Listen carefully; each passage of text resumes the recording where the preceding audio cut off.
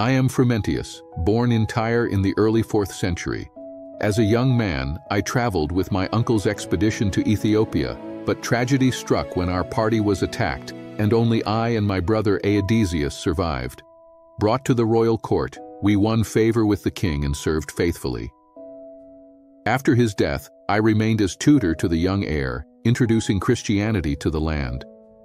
Later, I journeyed to Alexandria, where Saint Athanasius ordained me Bishop of Axum. Returning, I baptized, built churches, and spread the gospel among the Ethiopian people.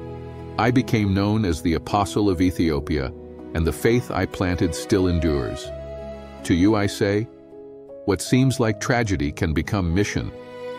Trust God's providence in every twist of life, and let your trials become the very door through which the gospel shines.